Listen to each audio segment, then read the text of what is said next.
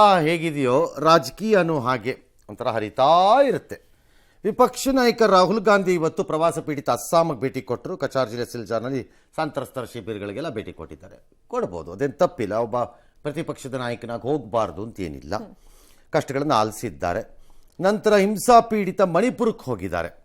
ಅಲ್ಲಿ ಚುರ್ಚಾಂದ್ಪುರ, ಮೊಯ್ರಾಂಗ್ ಅಲ್ಲೆಲ್ಲ ಹೋಗಿದ್ದಾರೆ. ಬಾಧಿತರ ನೋವನ್ನೆಲ್ಲ ಕೇಳಿದ್ದಾರೆ. ರಾಜಭವನಕ್ಕೆ ಹೋಗಿ ಮನವಿ ಪತ್ರ ಕೊಟ್ಟಿದ್ದಾರೆ. ಅದೆಲ್ಲ ಪರ್ಫೆಕ್ಟ್, ಸರಿ. ಪರಿಸ್ಥಿತಿ ಬದಲಾಗಿಲ್ಲ, ಪ್ರಧಾನಿ ಭೇಟಿ ಪಟ್ಟಿ ಕೊಟ್ಟು ಪರಿಸ್ಥಿತಿ ಏನು ತಿಳಿಬೇಕು ಅಂತೆಲ್ಲ ಹೇಳಿದ್ದಾರೆ. ಮತ್ತು ಪ್ರಧಾನಿ ಮಾಸ್ಕೋಗೆ ಹೋಗಿದ್ದಾರೆ, ರಾಹುಲ್ ಮಾತ್ರ ಅಸ್ಸಾಂಗೆ ಹೋಗಿದ್ದಾರೆ. That is rubbish. ಅದು ಯಾರೋ ಕಾಂಗ್ರೆಸ್ಸಿಂದ ಯಾರೋ ಟ್ವೀಟ್ ಮಾಡ್ಕೊಂಡಿದ್ದಾರೆ, ರಬ್ಬಿಶ್ ಅದು. ಬಿಕಾಸ್ ಅದಕ್ಕೂ ಎಲ್ಲ ಸಂಬಂಧ ಮಾಡೋಕ್ಕಾಗಲ್ಲ. ಈಗ ನಾಳೆ ಹಿಂದೆ ಹಂಗಾರೆ ರಾಹುಲ್ ಗಾಂಧಿ ಪಾರ್ಲಿಮೆಂಟ್ ನಡೀತಿದ್ದಾಗ ಪಾರಿಂಗ್ ಹೋದ್ರು ಅಂತಂದರೆ ಹಂಗಾಗಲ್ಲ. ಅದಕ್ಕೆಲ್ಲ ಹೋಲಿಕೆ ಮಾಡಬಾರ್ದು. ಅವ್ರು ಮಣಿಪುರಕ್ಕೆ ಬರಬೇಕು, ವಿಚಾರಿಸ್ಬೇಕು ಅಂತ ಹೇಳೋದು ಸರಿ, ನಾನಿಲ್ಲ ಅಂತ ಹೇಳಲ್ಲ. ಈ ಮಧ್ಯೆ ಅಮಿತ್ ಮಾಳವಿಯಾ ಹೇಳಿ ರಾಹುಲ್ ಗಾಂಧಿದು ಟ್ರಾಜಿಡಿ ಟೂರಿಸಮ್ ಅದು ಅಂತಂದಿದ್ದಾರೆ. ಅಂದರೆ ಎಲ್ಲೆಲ್ಲಿ ತೊಂದರೆ ಆಗುತ್ತೆ ಅಲ್ಲೆಲ್ಲ ಹೋಗ್ಬಿಟ್ಟು ನಿಂತ್ಕೊಂಡ್ಬಿಡೋದು ಫೋಟೋಗೆ ಅಂತ.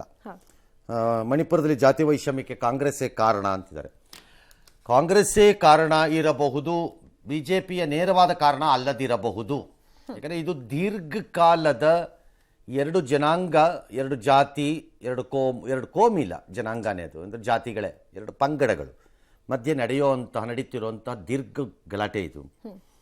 ಇವ್ರು ಹೇಳಿದ್ದನ್ನು ಅವ್ರು ಕೇಳಲ್ಲ, ಅವ್ರು ಹೇಳಿದ್ದನ್ನು ಇವ್ರು ಕೇಳ್ತಿಲ್ಲ. ಅಲ್ಲಿ ಅವ್ರಿಗೂ ಇವ್ರಿಗೂ ಮಧ್ಯೆ ಇರಬಹುದಾದ ನಂಬಿಕೆಯ ಇದೇನಿದೆ ಸಂಪೂರ್ಣ ಒಡೆದೋಗ್ಬಿಟ್ಟಿದೆ ಅದು. ಹಾಗಾಗಿ ಆ ಕಾರಣಕ್ಕೆ ಹಿಂದೆ ಕಾಂಗ್ರೆಸ್ ಇದ್ದಾಗಲೂ ಅದನ್ನು ನಿಭಾಯಿಸೋಕ್ಕಾಗಿರಲಿಲ್ಲ ಅವ್ರಿಗೂ. ಅಲ್ಲಿ ಇದನ್ನು ರಾಷ್ಟ್ರೀಯ ಸಮಸ್ಯೆ ಅನ್ನೋ ಥರ ಪರಿಗಣಿಸಿ ಎಲ್ಲರೂ ಸೇರಿಕೊಂಡು ಮಾಡಿದ್ರೆ ಏನಾರ ಆಗತ್ತೆ.